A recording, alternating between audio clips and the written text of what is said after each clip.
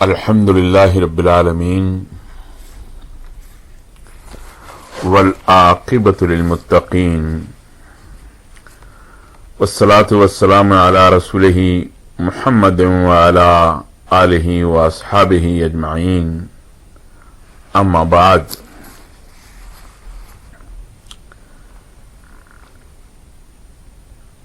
برادران اسلام، ہر مسلمان سچے دل سے یہ سمجھتا ہے کہ دنیا میں خدا کی سب سے بڑی نعمت اسلام ہے۔ ہر مسلمان اس بات پر خدا کا شکر ادا کرتا ہے کہ اس نے نبی کریم صلی اللہ علیہ وسلم کی امت میں اس کو شامل کیا اور اسلام کی نعمت اس کو عطا کی۔ خود اللہ تعالی بھی اس کو اپنے بندوں پر اپنا سب سے بڑا انعام قرار دیتا ہے۔ کلام پاک میں سورہ مائدہ میں ارشاد ہے، اليوم اکملت لکم دینکم وَأَتْمَمْتُ عَلَيْكُمْ نِعْمَتِي وَرَضِيتُ لَكُمُ الْإِسْلَامَ دِينًا۔ آج میں نے تمہارا دین تمہارے لیے کامل کر دیا اور تم پر اپنی نعمت پوری کر دی اور تمہارے لیے اس بات کو پسند کر لیا کہ تمہارا دین اسلام ہو۔ یہ احسان جو اللہ تعالی نے آپ پر فرمایا ہے، اس کا حق ادا کرنا آپ پر فرض ہے، کیونکہ جو شخص کسی کے احسان کا حق ادا نہیں کرتا وہ احسان فراموش ہوتا ہے، اور سب سے بدتر احسان فراموشی یہ ہے کہ انسان اپنے خدا کے احسان کا حق بھول جائے۔ اب آپ پوچھیں گے کہ خدا کے احسان کا حق کس طرح ادا کیا جائے؟ میں اس کے جواب میں کہوں گا کہ جب خدا نے آپ کو امت محمدیہ صلی اللہ علیہ وسلم میں شامل کیا ہے تو اس کے اس احسان کا صحیح شکریہ یہ ہے کہ آپ محمد صلی اللہ علیہ وسلم کے پورے پیرو بنے۔ جب خدا نے آپ کو مسلمانوں کی ملت میں شامل کیا ہے تو اس کی اس مہربانی کا حق آپ اسی طرح ادا کر سکتے ہیں کہ آپ پورے مسلمان بنے۔ اس کے سوا خدا کے اس احسان عظیم کا حق آپ اور کسی طرح ادا نہیں کر سکتے، اور یہ حق اگر آپ نے ادا نہ کیا تو جتنا بڑا خدا کا احسان ہے اتنا ہی بڑا اس کی احسان فراموشی کا وبال بھی ہوگا۔ خدا ہم سب کو اس وبال سے بچائے، آمین۔ اس کے بعد آپ دوسرا سوال یہ کریں گے کہ آدمی پورا مسلمان کس طرح بن سکتا ہے؟ اس کا جواب بہت تفصیل چاہتا ہے۔ آئندہ نشستوں میں اس کا ایک ایک جز آپ کے سامنے پوری تشریح کے ساتھ بیان کیا جائے گا، لیکن آج میں آپ کے سامنے وہ چیز بیان کرتا ہوں جو مسلمان بننے کے لیے سب سے مقدم ہے، جس کو اس راستے کا سب سے پہلا قدم سمجھنا چاہیے۔ ذرا دماغ پر زور ڈال کر سوچئے کہ آپ مسلمان کا لفظ جو بولتے ہیں اس کا مطلب کیا ہے؟ کیا انسان ماں کے پیٹ سے اسلام ساتھ لے کر آتا ہے؟ کیا ایک شخص صرف اس بنا پر مسلمان ہوتا ہے کہ وہ مسلمان کا بیٹا اور مسلمان کا پوتا ہے؟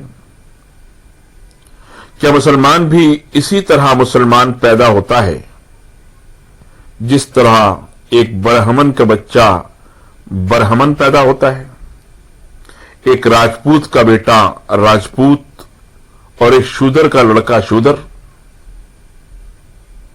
کیا مسلمان کسی نسل یا ذات برادری کا نام ہے کہ جس طرح ایک انگریز کسی انگریز کے گھر پیدا ہونے کی وجہ سے انگریز ہوتا ہے اور ایک جاٹ قوم میں پیدا ہونے کی وجہ سے جاٹ ہوتا ہے، اسی طرح ایک مسلمان صرف اس وجہ سے مسلمان ہو کہ وہ مسلمان نامی قوم میں پیدا ہوا ہے؟ یہ سوالات جو میں آپ سے پوچھ رہا ہوں، ان کا آپ کیا جواب دیں گے؟ آپ یہی کہیں گے کہ نہیں صاحب، مسلمان اس کو نہیں کہتے، مسلمان نسل کی وجہ سے مسلمان نہیں ہوتا، بلکہ اسلام لانے سے مسلمان بنتا ہے، اور اگر وہ اسلام کو چھوڑ دے تو مسلمان نہیں رہتا۔ ایک شخص خواہ برہمن ہو یا راجپوت، انگریز ہو یا جاٹ، پنجابی ہو یا حبشی، جب اس نے اسلام قبول کیا تو مسلمانوں میں شامل ہو جائے گا۔ اور ایک دوسرا شخص جو مسلمان کے گھر میں پیدا ہوا ہے، اگر وہ اسلام کی پیروی چھوڑ دے تو مسلمانوں کی جماعت سے خارج ہو جائے گا، چاہے وہ سید کا بیٹا ہو یا پٹھان کا۔ کیوں حضرات؟ آپ میرے سوالات کا یہی جواب دیں گے نا؟ اچھا، تو اب خود آپ ہی کے جواب سے یہ بات معلوم ہو گئی کہ خدا کی یہ سب سے بڑی نعمت یعنی مسلمان ہونے کی نعمت جو آپ کو حاصل ہے، یہ کوئی نسلی چیز نہیں ہے کہ ماں باپ سے وراثت میں یہ خود بخود آپ کو حاصل ہو جائے اور خود بخود تمام عمر آپ کے ساتھ لگی رہے، خواہ آپ اس کی پرواہ کریں یا نہ کریں، بلکہ یہ ایسی نعمت ہے کہ اس کے حاصل کرنے کے لیے خود آپ کی کوشش شرط ہے۔ اگر آپ کوشش کر کے اسے حاصل کریں گے تو آپ کو مل سکتی ہے، اور اگر آپ اس کی پرواہ نہ کریں تو یہ آپ سے چھن بھی سکتی ہے، معاذ اللہ۔ آئیے آگے بڑھتے ہیں۔ آپ کہتے ہیں کہ اسلام لانے سے آدمی مسلمان بنتا ہے۔ سوال یہ ہے کہ اسلام لانے کا مطلب کیا ہے؟ کیا اسلام لانے کا یہ مطلب ہے کہ جو آدمی بس زبان سے کہہ دے کہ میں مسلمان ہوں یا مسلمان بن گیا ہوں، وہ مسلمان ہے؟ یا اسلام لانے کا مطلب یہ ہے کہ جس طرح ایک برہمن پجاری بغیر سمجھے بوجھے سنسکرت کے چند منتر پڑھ لیتا ہے، اسی طرح ایک شخص عربی کے چند فقرے بغیر سمجھے بوجھے زبان سے ادا کر دے اور بس وہ مسلمان ہو گیا؟ آپ خود بتائیے کہ اس سوال کا آپ کیا جواب دیں گے؟ آپ یہی کہیں گے نا کہ اسلام لانے کا مطلب یہ ہے کہ حضرت محمد صلی اللہ علیہ وسلم نے جو تعلیم دی ہے اس کو آدمی جان کر سمجھ کر دل سے قبول کرے اور اس کے مطابق عمل کرے۔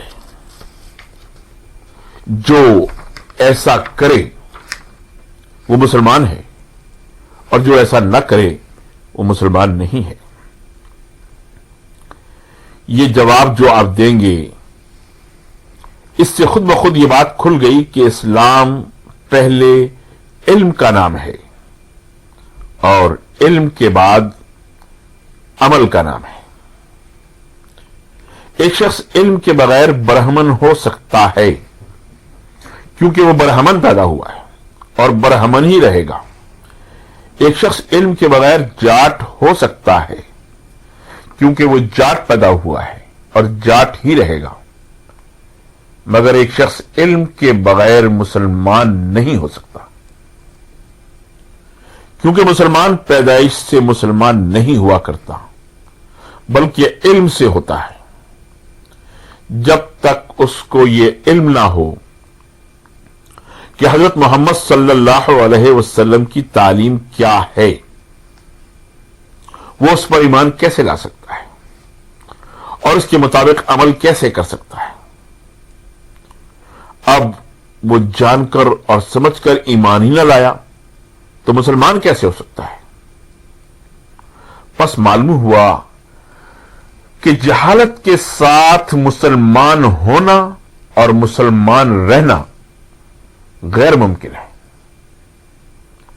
ہر شخص جو مسلمان کے گھر میں پیدا ہوا ہے، جس کا نام مسلمانوں کا سا ہے، جو مسلمانوں کے سے کپڑے پہنتا ہے اور جو اپنے آپ کو مسلمان کہتا ہے، حقیقت میں وہ مسلمان نہیں ہے،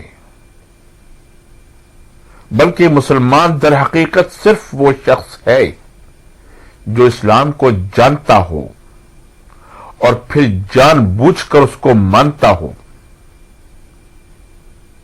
ایک کافر اور ایک مسلمان میں اصلی فرق نام کا نہیں ہے کہ وہ رام پرساد ہے اور یہ عبداللہ ہے، اس لیے وہ کافر ہے اور یہ مسلمان۔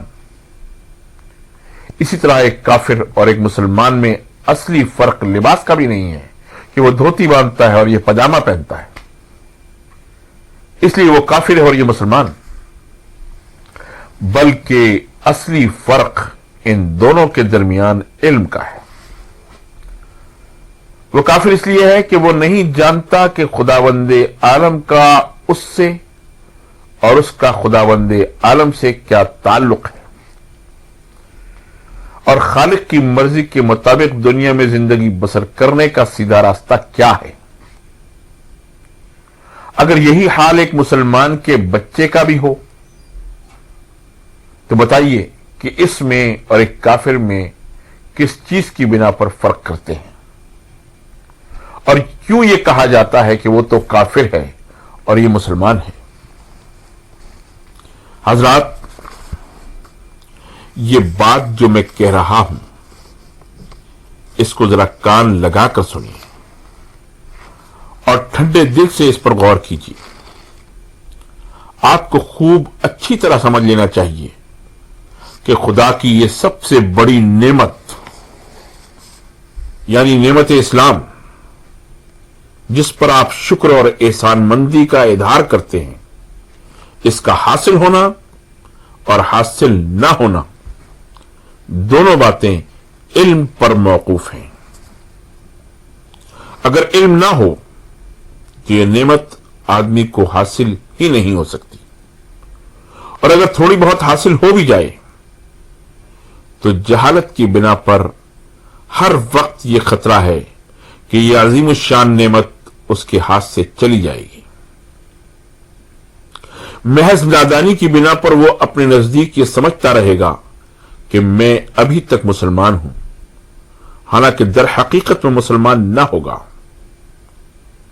جو شخص یہ جانتا ہی نہ ہو کہ اسلام اور کفر میں کیا فرق ہے اور اسلام اور شرک میں کیا امتیاز ہے، اس کی مثال تو بالکل ایسی ہے جیسے کوئی شخص اندھیرے میں ایک پگڈنڈی پر چل رہا ہو سکتا ہے کہ سیدھی لکیر پر چلتے چلتے خود اس کے قدم کسی دوسرے راستے کی طرف مڑ جائیں اور اس کو خبر بھی نہ ہو کہ میں سیدھی راہ سے ہٹ گیا ہوں۔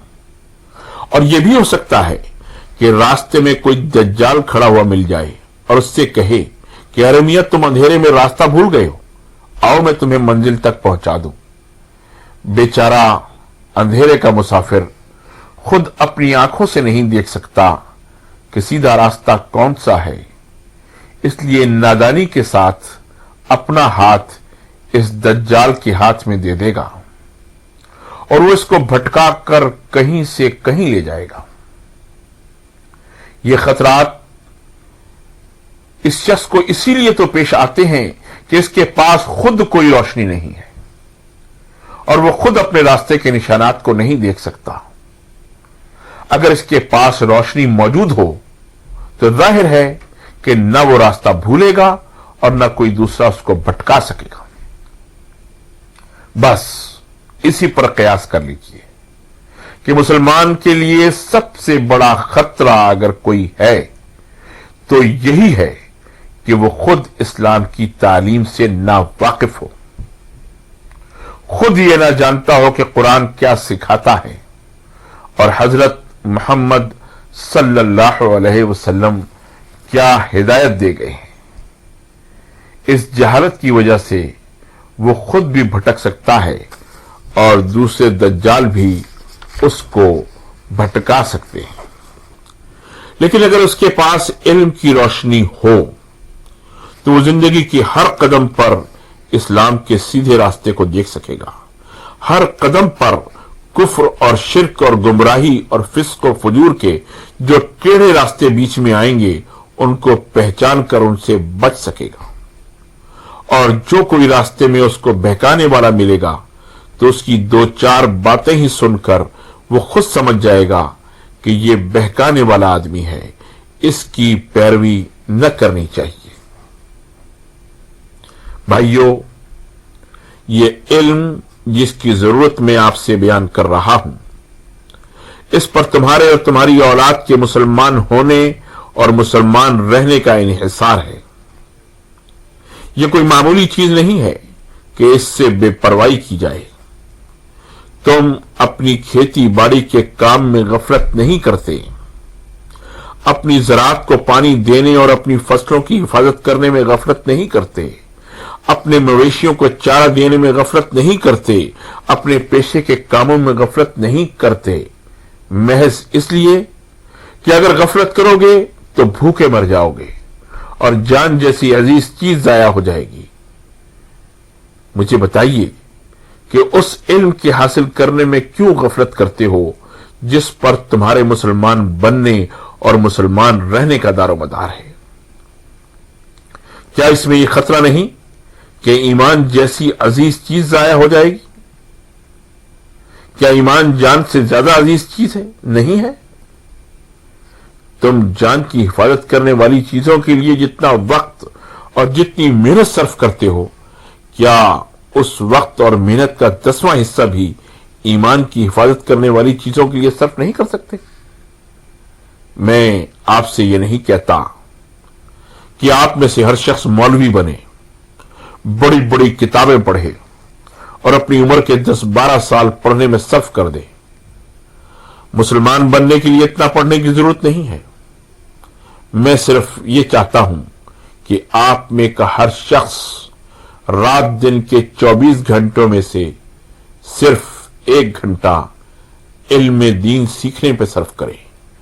کم از کم اتنا علم ہر مسلمان بچے اور بوڑھے اور جوان کو حاصل ہونا چاہیے کہ قرآن جس مقصد کے لیے آیا اور جو تعلیم لے کر آیا ہے اس کا لب لباب جان لے۔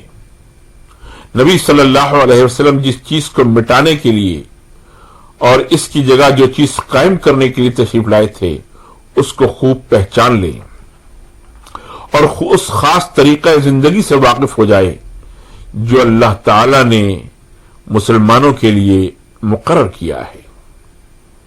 اتنے علم کے لیے کچھ بہت زیادہ وقت کی ضرورت نہیں ہے، اور اگر ایمان عزیز ہو تو اس کے لیے 1 گھنٹہ روز نکالنا کچھ مشکل کام نہیں ہے۔ وما علینا الا البلاغ۔